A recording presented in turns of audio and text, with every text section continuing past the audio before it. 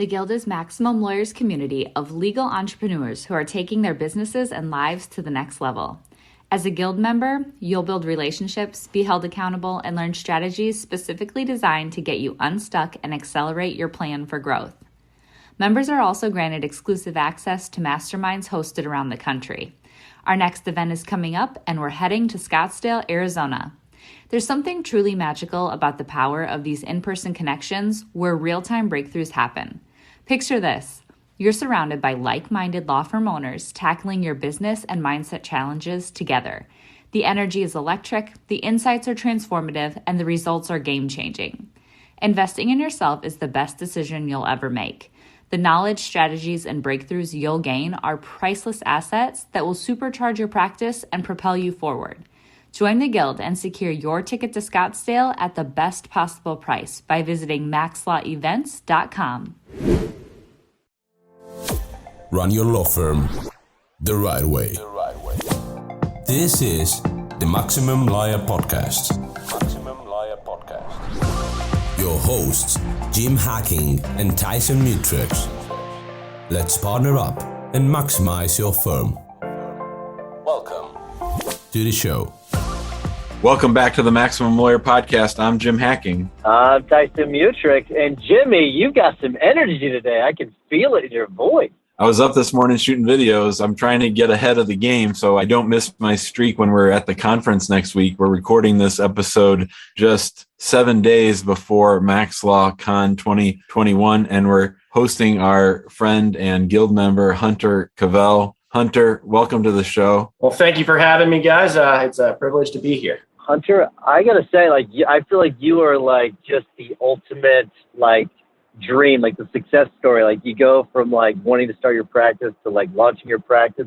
We've gotten to see it from the very, very beginning. We've had this window to look inside to see that you grow. So it's fantastic. But tell people about your journey. Sure. So I went to law school straight out of college. I've been a lawyer in Cleveland, Ohio since 2013. The recession was kind of bad, so I took the first job that promised trial work that I could find, learned a lot there. We were local counsel for a regional firm based out of Wichita. That firm decided to open up a Cleveland office. And then unfortunately, something happened. They decided to close all their regional offices. So I had to scramble. So that was the first time I'd been laid off. I went in-house to a mortgage company. Didn't like it at all. Went to personal injury to learn that because I felt I'd learned there. That was a little interesting because I was working for one other guy, which has its good stuff you get to learn, but bad stuff you don't really get that. You kind of get siloed. So then I went to work for a mid-sized firm in Cleveland. They brought me on because they had a huge case and the huge case settled. So at that point, I was really kind of what do I do? I've been laid off twice.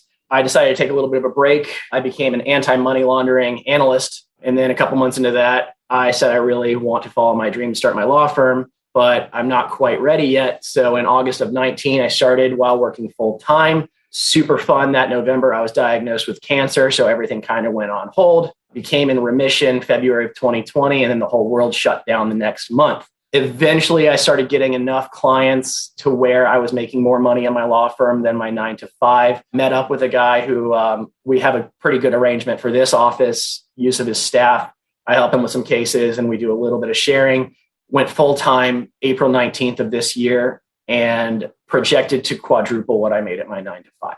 Tyson's right. That's been a great thing about having you in the Guild is that you're one of the people that post your results, which I really appreciate because they're very concrete and you always do it with a little bit of flair and a little bit of, holy cow, guys, you can't believe this. And then tell us, if you can remember, Hunter, a couple of your holy cow guys that you won't believe this post. Sure. It's kind of funny. I kind of call it calculated vulnerability. I like to let people in on my life through my Facebook posts, but I let Maximum Lawyer in on it. And definitely the Guild is where I share a lot.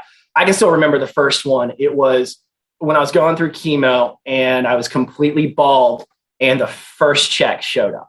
And that was the time I realized I can do this. And I looked at my wife, I was like, you got to take a picture of this. And I immediately posted it at Maximum Lawyers. You won't believe this. Through all this bullshit, it's finally happening. We're going to go. Sorry for swearing there. It's just exciting. Another holy cow. I remember talking to Ryan McKean. And he's like, you need to make a Q4 goal and post a check. Just keep checking in your drawer. And I made a lofty goal. I didn't hit it. And I was fully aware of that, but I still made a post like, hey, didn't hit my goal, but that's okay because I got these connections. I got the irons in the fire. Then I put a huge goal for me at the time of 10,000 a month in February. I believe I hit $6,000. And I again made this holy cow post, like had this huge goal, didn't hit it, but I made $6,000 and I can do this. The holy cow post, which I didn't post about, but talked about in our meeting, was I hit six figures the other day of just my law firm, nothing else. So I guess we'll say it now, holy cow, we're in six-figure territory, and I cleared over 22,000 last month. So not only are we in six figures, but I made over 80 since April, even with having a bad and worse May. So those are the holy cow posts. The other ones I like to talk about are my 4-year-old and my wife, and say, holy cow, I get to go to this parent teacher conference and I get to leave and I get to show up at work at 7 a.m. if I want to, but because I get to get out at 3:00. So those are kind of the holy cow moments, and they come every day. All right. So Hunter, people usually when they do this, when they start their own firms, they'll either quit their job and then do the firm, or they'll get fired and start their own firm, like one of those kinds of things. It's like right? You did it differently. You had a job. You were doing both. You kind of had like the side hustle, which was your law firm, which has now turned into your full-time hustle. Thinking back, would you have done it the same way, or would you have pulled the Band-Aid off a little sooner? I've listened to the podcast for years because I've known I've wanted to do this. And I remember listening to the Burn the Boats episode, and that's the only one I've kind of respectfully disagreed with. And the reason why is a lot of people who burn the boats are in a position, either they've made a bunch of money at a law firm and can go out on their own, or they have enough money from a spouse or something like that. My wife works, which is great, but I also have a 4-year-old and daycare is expensive. So for me, it wasn't an option. It was going to cause me, I want to say paralysis by analysis. Just knowing myself, I would have been too overworked and too anxious to do it. So I dipped my toe in, and eventually I started working more and more in my 9 to 5. And I got lucky, honestly, with the pandemic because I worked from home for a year. So I could do 40 hours from my 9 to 5 job pretty much whenever I wanted, so that I could still have Zoom appearances for court. So for me, it's more the time and circumstance that allowed me to do it. And I would definitely advocate doing what you're most comfortable with, and burning the boats is just not a feasible option for me mentally or financially. We'll have to put an asterisk by the Burn the Boats episode, open parens, asterisk, close parens. Talk to me about when you did finally let go of that safety net of the other job. Like, talk to me about the days leading up to it, and then the days when you're like, it's me, dude. It's me, dude. It's me. So sure, that was probably about February of this year, of 2021. I was making a decent amount of money that kept coming in. And a lot of it was supplementing for a former boss of mine. And I realized more work was coming in, I could do it. And I started making more money in the 10 hours I was working in my law firm, like billable, than I was in the 40 elsewhere. So I started looking at it and crunching the numbers and seeing, okay, how much money do I have to make to afford the office? And I've updated my business plans since 2016, 2017. So it's just kind of a plug and chug numbers. And then, as luck would have it, just networking, I met another lawyer in Solon who I knew his brother, who's a lawyer, that he started his own firm, and I asked how he did it. And we've had standing coffees about once every 6 months for the past 4 years. And I can still remember the day because I was homesick with a cold. And this guy I don't know calls me up and says, I think you're what I'm looking for. He said, I've got too much work, but it's only a couple clients. And if I lose them, I don't want to have to fire an associate. He's like, I know you're starting your practice. Maybe you could do a couple hours every day. I'll give you the office. I'll give you the staff, and we'll give you basically a salary while you work this. And I was like, what's the catch? Like, I've been laid off twice. Where is this going? And honestly, what it came down to was kind of a little bit of a leap of faith. I had a couple lunches with the guy. I brought my wife in for it because she's an excellent judge of character. And I wanted her to see the blind spots and what I was missing. And we agreed that this was a mutually beneficial relationship that could take off. So in April 19th, I started full-time on it, started email blasting clients, got my Facebook up and running, just say, hey, I'm here. If you need me, let me know. And it kind of took off from there. I got a few referrals from LinkedIn of people that were conflicted out. So that way I knew with those retainers that I could make it a couple months. And then they started paying and replenishing those retainers, and I was getting more clients. And I realized I could hire a marketing team to help get my message out there. And the phone just started ringing more, and I could stop taking certain clients and stop being a door attorney and I was able to niche it down. And it's been to where I make all my expenses that I need in the first week, and the next 3 are just gravy. So that's kind of how I dipped into it.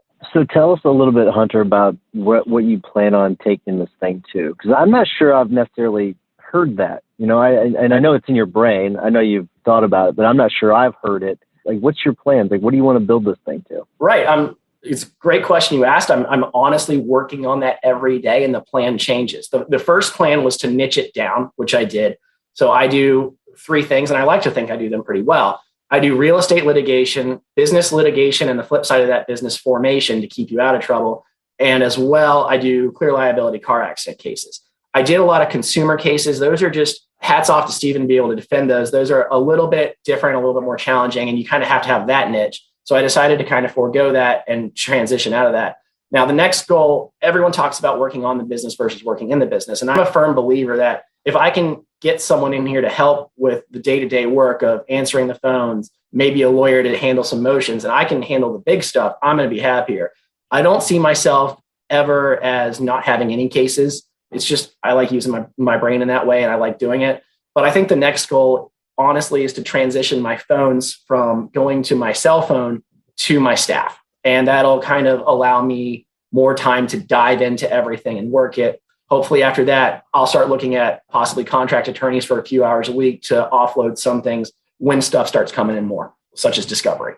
Hunter, in the questionnaire that Becca sent you about the podcast, one of the things that you wanted to talk about was sort of dealing with being a cancer survivor and a law firm owner. And, you know, we've talked to a lot of people on the show who've had sort of those crystallizing moments where something happens in your life.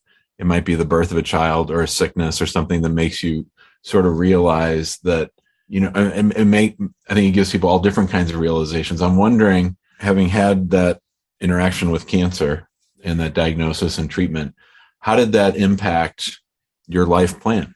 Sure. So I was fortunate enough to where the first life event, or second, I guess, with my kid being born or on the way, was I got life insurance immediately because my dad died young of cancer, and I wanted to make sure that's happened. So that was huge. And what happened with the cancer was, I remember we were moving houses. We just bought a new house, and I was picking up boxes, and I felt this pain in my chest, and I lost 15 pounds. I thought I was working out and it was fine. And I went, I was like, I got this pain in my chest. So you probably pulled something moving a box here, have a muscle relaxer, but in case you have a blood clot, go get an x-ray. So I went back to work that night. I went an x-ray. Halfway home, they said, get to the ER right now. I was like, why? They're like, well, you're either bleeding out of an aortic aneurysm or you have cancer. Okay. 3 of the worst weeks of my life followed because it took them 3 weeks to diagnose me. So I honestly didn't know if I was going to live or die. And that kind of makes you appreciate everything. And I was like, well, at least I've got a job that's stable and I've got health insurance and I know I'm not going to go broke. I have a 90% chance of living. But at the end of the day, I kind of looked at it and said, all right, right now I've got to focus on this. I've got 4 rounds of chemo to get through. They knocked it down to 3, which I had to cut back my hours at work. So I kind of put the law firm on pause. But in about February, I realized that I wanted more. It was kind of like my own burn the boats moment. It kind of was the death of complacency would be an interesting way to put it. Like I said, my dad died when he was 50 and I was 18. So like for me, it's always kind of been in the background that you only got today. And I try to live that every day. So I was like, no, I need to figure out a way to make my law firm work. I went to law school. I like litigating. I just need to be able to find clients that can trust me and hire me. And it's weird. I've always had this kind of imposter syndrome, like thinking I'm not good enough. There's always a better attorney. And eventually I was like, well, if I can get through this, then I can do that. And if I don't know something, I can learn it if I want to. So that was kind of the defining moment. Like, you survived this, you've run a half marathon, you've survived cancer, you've had a kid, you're still married to your wife of 8 years and she still puts up with you. Like, go for it. So that's kind of the moment. It was a real kick in the pants. So Hunter, interestingly, you had like 2 reset buttons. Most people during COVID, like that was a reset button for them, right? They get to reset everything. And you had like back-to-back reset buttons, which was interesting. But I think it's great because you kind of get to reset and then reset again. And I think it's a good lesson for anybody that at any point, you can still hit the reset button, right? You don't have to keep going down this path, which I think is really, really interesting. But for you, what I wanted to ask you about has anything surprised you about starting your firm? Because a lot of times we have this like vision of how things are going to play out, and then they go completely different. So, I mean, do you have anything like that? Yeah, I thought when I started for sure that I was going to be doing all PI all the time. And that's really why I kept the job for a while, because those cases don't roll in. And the reality of it is, in my market, you've got to spend a lot to get those kind of cases. You've got to be bigger. You've got to have the staff rolled out. So I had to figure out what else I was good at. And real estate's always been fun for me. I can niche it. And I started having lawyers call me saying, well, what do you think about this? And I'd give them, 5 seconds of advice or 5 minutes. And they'd be like, well, why don't you just take this case? And I've taken that and been able to transform it to where I'm the guy that my colleagues call for contested real estate. And the market here is bananas right now. Like, I'm having sellers enter into contracts, basically a year ago, and buyers are trying to exercise the right. And the seller's like, no, we want 100 grand more. I'm like, well, that's not how it works, because in Ohio, real estate's unique and you get specific performance. So that has really been, I don't want to say a cash cow because that's the wrong word, but that's been a healthy portion of my business. Another crazy case, I posted something on LinkedIn, just kind of talking to the void. And I had a guy from California call me running a huge company saying, hey, I was conflicted out by my lawyer, but he said to call you. I was like, who was he? He's like, I don't remember the lawyer, but he said he found you on LinkedIn. So that's just insane. The power of, I don't have to buy ads. I can legit stand in front of this webcam, turn on that flash, have this mic going, and talk and post evergreen content to my website, YouTube, Facebook, and people respond to it. Not only that, I've also found it kind of easy to get Google reviews. My advice is to always ask clients, typically when they're really happy, not at the end of a case, like right when they sign up, hey, can you give me a Google review? Here's the link. People that I can't help or that I send somewhere else, hey, can you give me a Google review if you found this helpful? Since April, I've gotten it up to 38 5-star reviews. And looking at the firms where I was laid off, one has 2 Google reviews, one 1-star, one 5-star. Another firm with like 30 lawyers has 6 Google reviews. And I'm like, I'm running laps around these people, and it's free and it's making the phone ring. That's been the craziest part. I don't have to spend much to make money. It's just insane. The Guild is an insanely productive community of lawyer entrepreneurs with a growth mindset who share their collective genius and hold each other accountable to take their careers and businesses to the next level. But in 2021, we are upping the game. In addition to exclusive access to the group, FaceTime with the 2 of us, discounted pricing for live events, and front seat exposure to live recording and podcasts and video, we are mapping out for members the exact growth playbook with our new program, Maximum Lawyer in Minimum Time. As a Guild member, you'll build relationships and experience content specifically designed to complement your plan for growth. For a limited time only, the Maximum Lawyer in Minimum Time program will be offered for free to all new Guild members. Join us by going to maxlawguild.com. You're listening to the Maximum Lawyer podcast. Our guest today is Hunter Cavell. He's part of the Northern Ohio Max Law contingent with our friends Will Norman and Will Eady. Hunter, today is your birthday. How old are you? I'm 34 years old today. So 34 years old. I mean, I think you should be really, really proud of yourself. Aren't you glad that you went out on your own? And aren't you excited about what's coming down the pike? I can't believe it. It's funny. I've been listening to your podcast since about 2017. And then I found the Facebook group. I forget who originally in Cleveland introduced. I think it was Will Eady introduced me to this. And I remember listening to the first couple episodes, and I immediately wrote a business plan. I was like, this is what I want. Where are the markets? Where is it going? So to see that from 2016, 2017, knowing I wasn't there yet, I didn't have the experience, in my opinion, maybe I did, but just seeing it come to fruition has been great. And it's been every month, I think I'm in a plateau, and then I crush through the ceiling. It's been leaps and bounds better than my wildest dreams. I absolutely love it. All right, Hunter, we do need to wrap things up. Before I do, I want to remind everyone to join us in the big Facebook group. There's a lot of great activity going on there. If you want to join us in the Guild, go to maxlawguild.com for a higher level conversation. And you also get to see people and talk to people like Hunter, who's a wild successful story. I think we've got quite a few of those in the Guild. So, and Bernard Naumberg just joined us too. So that's a great addition to the Guild. So, but Jimmy, what's your hack of the week? So do you ever try to plan something, or you want something to happen? Amani and I have developed a lingo around this about when you're really trying really hard, maybe too hard to make something happen. And we've gotten used to using this shorthand language for when you're just trying to push something too hard, and we just call it square peg, round hole.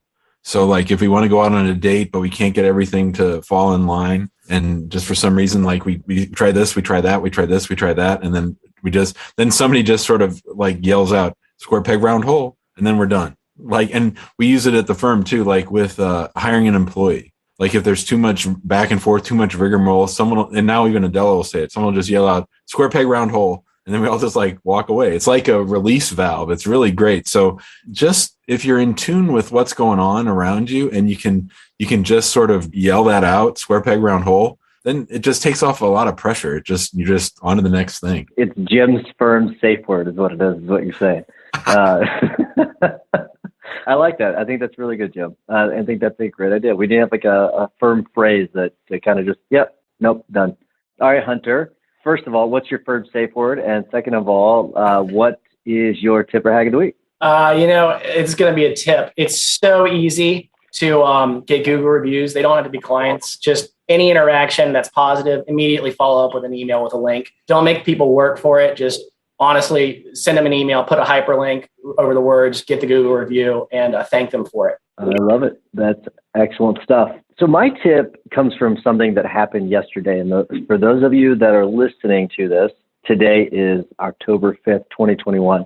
On October 4th, 2021, Facebook was down, Instagram was down, WhatsApp was down, and I think I'm missing one, but they were all down, right? And then everyone went over to Twitter and crashed Twitter. So Twitter was down for a little bit. So it was just a massive shutdown. And the lesson is, and I actually posted something in our Click channel, with our Chit Chat channel. I said, I'm extremely happy that we don't have all of our eggs in one basket, because we get cases from multiple sources. And the lesson is this: make sure you don't have all of your eggs in one basket. And what's interesting is someone in the big group today posted that exact same thing too, saying, hey, like, how many of you have actually thought about the fact that maybe all of your eggs are in one basket? And I'll tell you, a lot of our eggs are in our Facebook basket, but not all of them are. So it's a lesson that you need to kind of spread things out a little bit. Because I think if YouTube went down tomorrow, you might be in a little bit of trouble. I don't know, but that would suck. So it's a good lesson. And there are stories.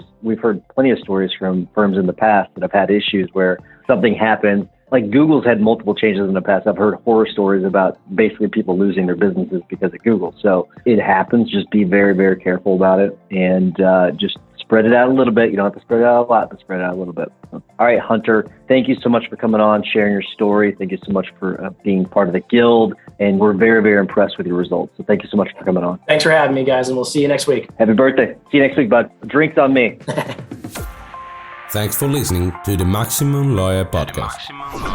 To stay in contact with your host and to access more content, go to MaximumLawyer.com. Have a great week and catch you next time.